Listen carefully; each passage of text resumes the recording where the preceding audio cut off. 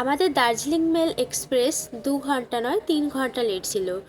তাই ট্রেনের মধ্যেই ব্রেকফাস্টটা সেরে নিলাম। ভেবেছিলাম ট্রেন থেকে নেমে করব, কিন্তু সেটা আর হলো না। ব্রেকফাস্টে ছিল সিদ্ধ ডিম, কলা আর ব্রেড। এই খেয়েই ওই 10টা সাড়ে 10টায় নিউ জলপাইগুড়ি নেমে গেছিলাম। আমাদের গাড়ি বুক করা ছিল।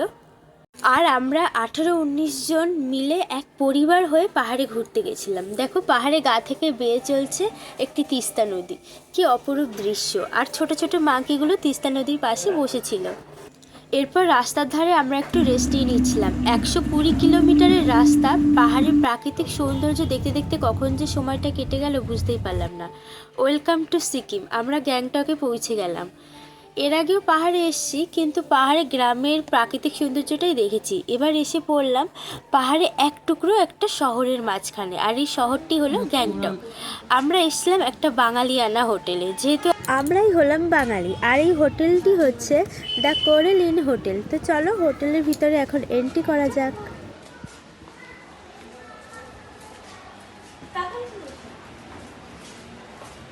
তো আমরা এখন রুম নিয়ে নিয়েছি উপরে, এখন সেখানে যাবো।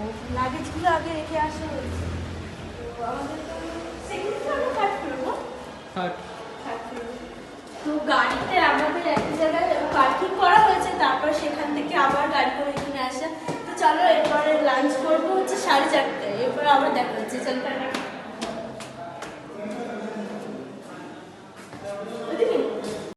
এই যে আমাদের রুমটা দেখিয়ে দিলাম। দেখো একটা সুন্দর আয়না, যেটার আমার অভাব ছিল, পেয়ে গেছি। আর প্রথমেই বাথরুমটা দেখি, দেখো কত বড় বাথরুমটা দিয়েছে। ঠিকঠাকই আছে।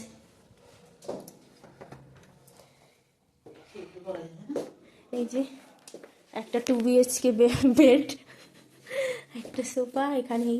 ও বাবা, এখানে আলমারিতে সোনা গয়না যদি রাখতে চাও সেটাও পারো, কিন্তু খুলছে না। লক সিস্টেম আছে হয়তো, জানি না, খুলছে না। আর অবশ্যই দেখো, তো চলো আমাদের ঘর বাড়িতে তোমাদের দেখিয়ে দেওয়া হলো। এবার একটু পেট পুজোটাও করা যাক, যেহেতু অনেকটাই জার্নি করে ফেলেছি আর খুবই খিদে পেয়ে গেছিলো।